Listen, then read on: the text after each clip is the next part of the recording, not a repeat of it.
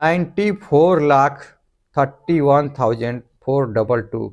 तो 2 लाख तो कन्फर्म उसको आप दे ही देंगे, तो 2 लाख की जगह 4 लाख दे दीजिए। दोस्तों नमस्कार।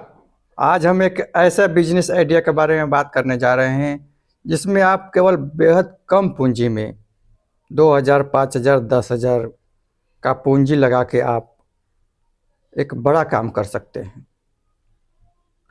और यह बिजनेस गरीबों के लिए भी है और अमीरों के लिए भी है। अगर गरीब हैं जो इनके पास कम पूंजी है वो कम पूंजी से स्टार्ट कर सकते हैं, और जिनके पास पैसा है वो ज़्यादा पूंजी के साथ चालू कर सकते हैं, दुकान के रूप में चालू कर सकते हैं। यह बिजनेस सालों भर चलने वाला बिजनेस है, कभी ख़त्म नहीं होने वाला बिजनेस।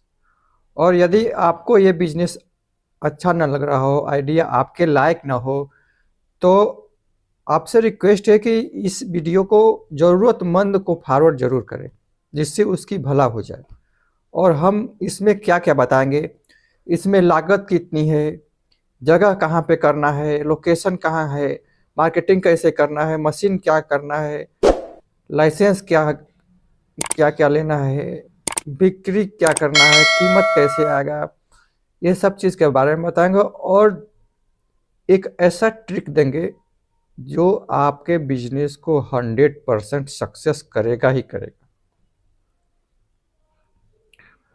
तो वीडियो चालू करने से पहले हम ये बता दें कि यदि आपके पास पूंजी नहीं है तो थोड़ा बहुत पूंजी हम मदद कर सकते हैं, लेकिन आपको इसके लिए अपना गोल बताना होगा। गोल क्यों जरूरी है बताना?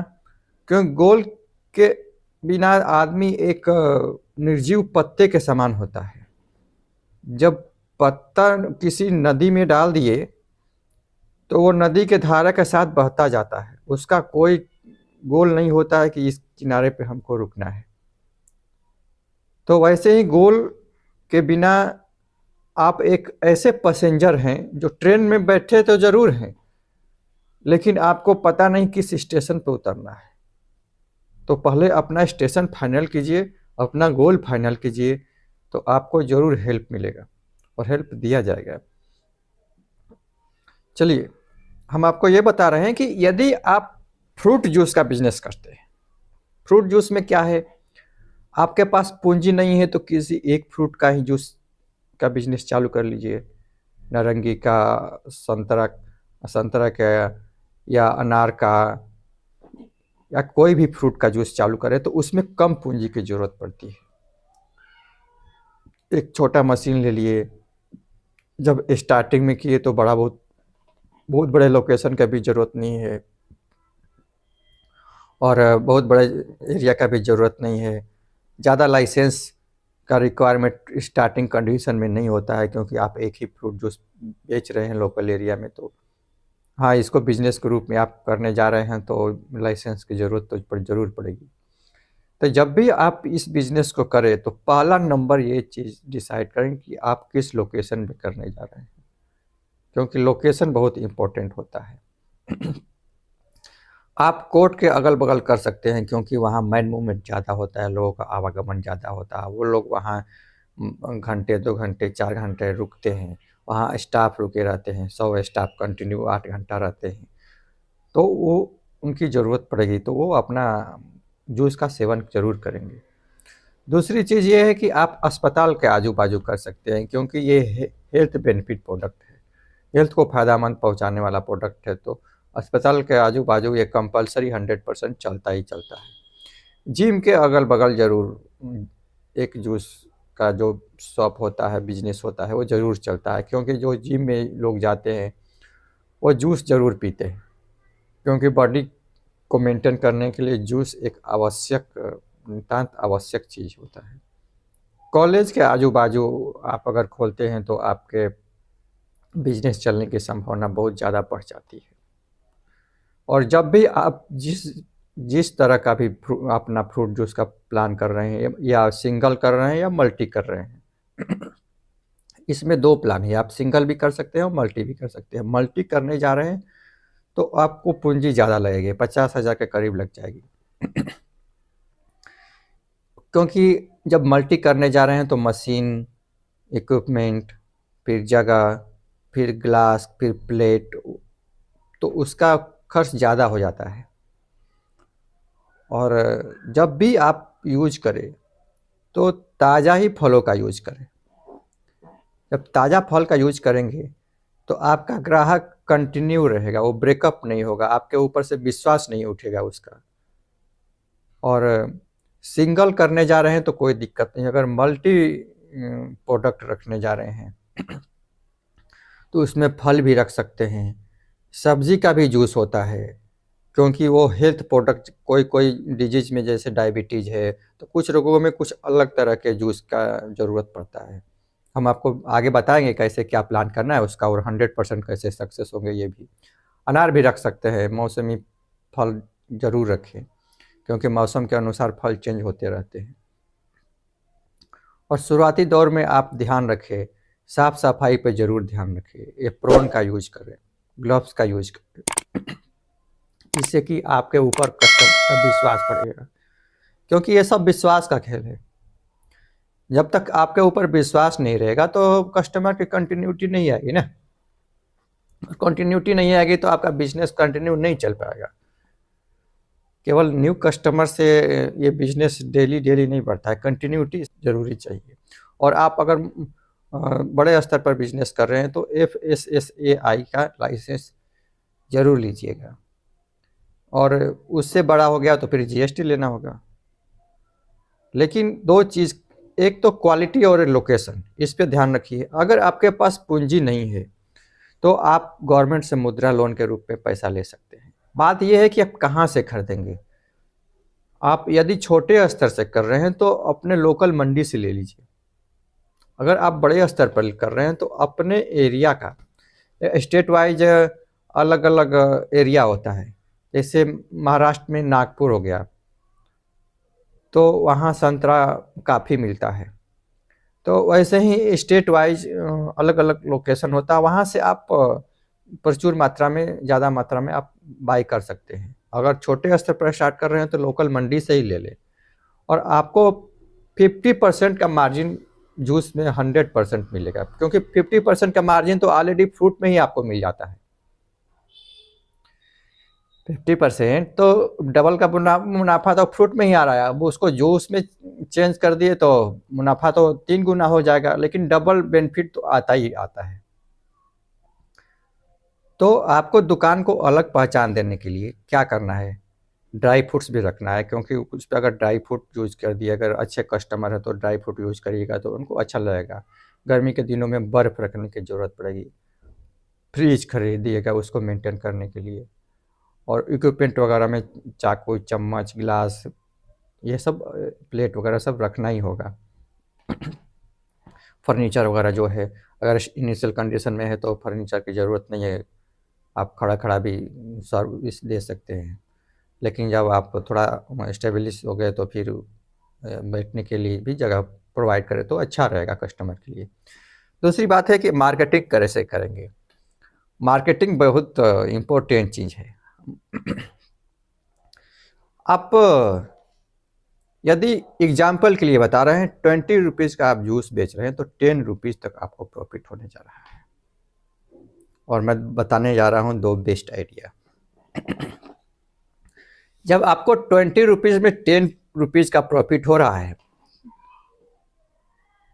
तो 50% प्रॉफिट हुआ ऑलरेडी। अब 100 गिलास भी बेच दिए तो 1000 रुपया हो गया। 10 गिलास भी बेच दिए तो आपको 100 रुपया हो गया। तो आपको डिसाइड करना है कि आपको प्लानिंग कैसे करना है। प्लानिंग ये करना है कि जो ओवर एज है, ओल्ड एज का पर्सन है, ओवर 50 ईयर है, 50 साल के ऊपर के लिए आप 2 ऑफर दीजिए। और इससे क्या फ़ायदा होगा हम ये भी बताएंगे।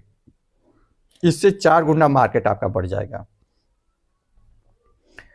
पहला नंबर कि जब आप 50 साल के ऊपर को आप 50% डिस्काउंट पे दीजिए। 50% डिस्काउंट पे देने से आपका मार्केट में एक इमेज अच्छा जाएगा। और जो माता पिता को ज़रूरत है उनको जूस उपलब्ध हो पाएगा और आपके प्रति समाज में एक अच्छा भावना जाएगा कि नहीं, ये पर्सन समाज सेवा कर रहा है और बड़े बुजुर्गों का ख्याल रख रहा है। दूसरी चीज़ ये है कि जब आप हाफ अगर नहीं कर पा रहे हैं तो फुल में भी बेचें। तो अगर 50 साल से ऊपर का पर्सन है तो एवरेज एज मान लीजिए 80 साल 30 साल, तो अपने आसपास मोहल्ले में घर घर जाके बताइए। आपको 100 कस्टमर चाहिए। अगर 100 कस्टमर परमानेंट मिल गया तो जो बड़े बुजुर्ग अगर जूस पीते हैं तो उस घर में अगर डेली जूस जाता है तो बच्चे ज़रूर पिएंगे, और बेटा नहीं पिएगी तो उसकी बीवी तो बोलेगी कि हमको भी जूस चाहिए। तो एक जूस की जगह पर दो जूस, 3 जूस, 4 जूस भी जा सकता है। अभी डिपेंड करता है कि वो उस घर का आय कितना है। तो वहाँ पे ऑफर ये करना है कि सर हम ऑलरेडी जूस का दुकान किए हैं और यहाँ पे मल्टीग्रेन, मल्टी फ्रूट और सब्जियों का भी हम जूस देते हैं। आपको जिस तरह का, जिस वैरायटी का अगर जूस चाहिए, हम उस तरह का जूस आपके लिए होम डिलीवरी करा देंगे। और उसमें ऑफर ये कीजिए कि सर आप यदि अपने माता पिता के लिए, सर मैं इसलिए बोल रहा हूँ कि जब एज ज़्यादा हो जाता है तो माता पिता के पास एक तो पैसे की कमी हो जाती है, वो अपने हेल्थ पे खर्च नहीं कर पाते हैं।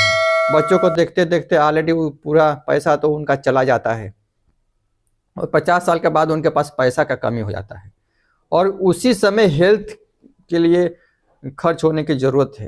अगर हेल्थ पे खर्च नहीं किया तो वो शरीर और डैमेज होता रहता है। तो हमारा तो एम यही है कि पूरी दुनिया के माता पिता स्वस्थ रहे।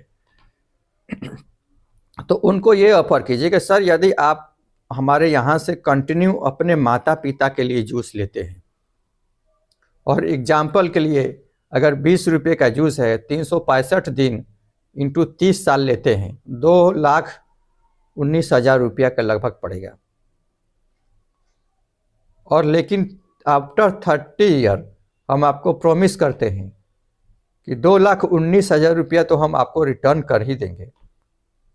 लेकिन अगर मार्केट की स्थिति अच्छी रही तो हम 3-4 लाख तक रिटर्न करेंगे आपको।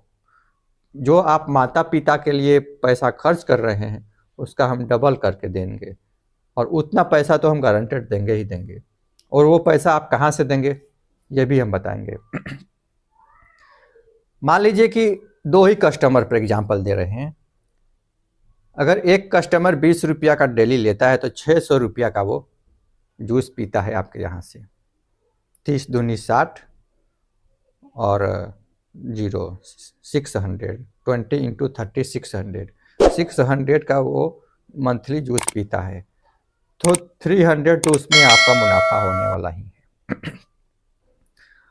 तो 2 कस्टमर का अगर 600 मतलब 1200 का अगर जूस पीता है महीने का, तो आपको उसमें 600 रुपया आपको प्रॉफिट हो जाएगा। क्योंकि आप फ्रूट तो डायरेक्ट मार्केट से ला के आएंगे, मंडी से, मेन मंडी से, या आप किसान से ले लीजिए।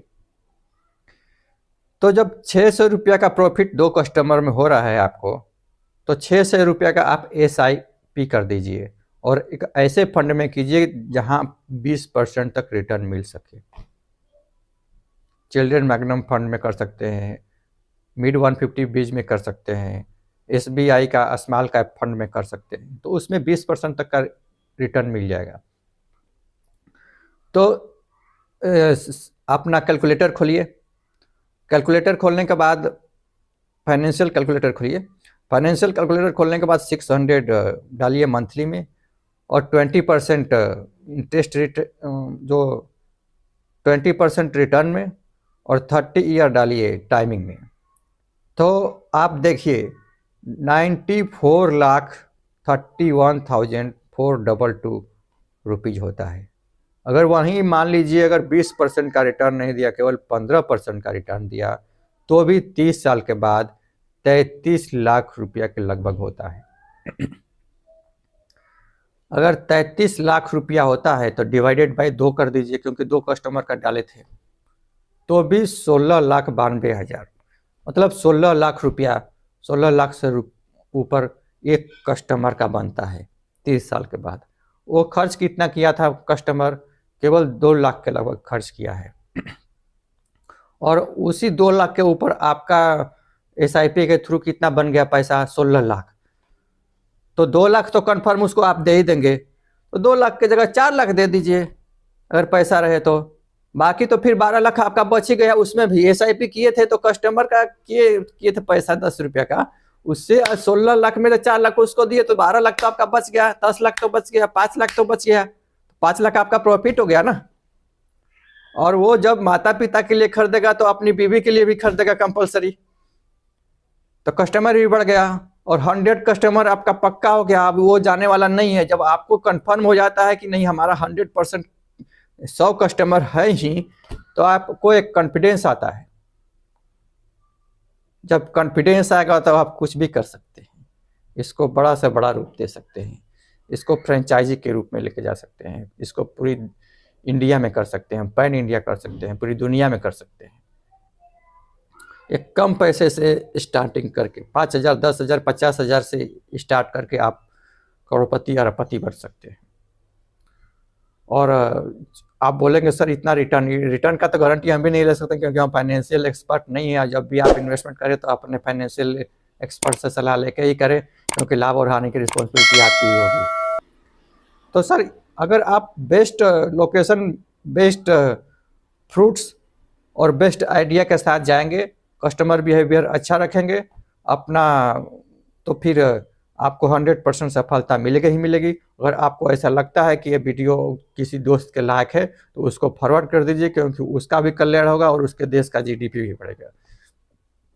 क्योंकि लोग अगर काम करेंगे तो GDP भी बढ़ेगा, बिना काम किए अगर सोए रहेंगे तो GDP नहीं बढ़ने वाला है। जब भी आप बिजनेस का प्लान कर रहे हैं, बिजनेस चालू कर दिए हैं, तो इसके साथ साथ आप एक YouTube चैनल जरूर बनाइए। YouTube चैनल बनाने से फ़ायदा ये होगा कि आपका मार्केट में डिमांड बढ़ जाएगा, क्योंकि लोगों के बीच में आपका वीडियो जाएगा तो आपका पहचान बढ़ेगा। आपका फ्री में प्रचार हो रहा है और आप अपने वीडियो के थ्रू मैसेज दे सकते हैं कि हम यहाँ से फल लाए हैं, इस रेट से लाए हैं, हम इतना फ्रेश फल लाए हैं, इस रेट पर दे रहे हैं, आज रेट इतना है, इस ये वैरायटी अभी ये चल रहा है। तो इस हिसाब से आपका customer day to day information उसके पास रहेगा और व्यू रहेगा, तो आपका उसके लिए अलग से इनकम जनरेट होगा और इस इनकम को आप कहीं इन्वेस्ट कर सकते हैं। तो जब भी आप बिजनेस करें, चालू कर दिए तो एक YouTube चैनल बना ही लीजिए। आपका कस्टमर बेस अच्छा हो जाएगा, आपका क्वालिटी मार्केट में लोगों को जानकारी रहेगी, आपका डे टू डे क्या रेट चल रहा है इसके बारे में लोगों को जानकारी रहेगी और कम्युनिकेशन कंटिन्यू रहेगा, तो आपका कस्टमर रेगुलर रहेगा और डिमांड बढ़ेगा तो आपका प्रॉफिट बढ़ेगा तो फिर आप बिज़नेस को आगे ले जा सकते हैं, पैन इंडिया कर सकते हैं। क्योंकि मार्केटिंग एक बहुत इम्पोर्टेंट हिस्सा होता है किसी भी बिज़नेस का, और आपका खुद का मार्केटिंग का एक टूल्स तैयार हो गया तो ये आपके लिए और बेनिफिट का चीज़ हो जाएगा। तो इस पे आप ज़रूर विचार करिएगा। तो आपको वीडियो कैसा लगा आप कमेंट करके ज़रूर बताइएगा। Thank you.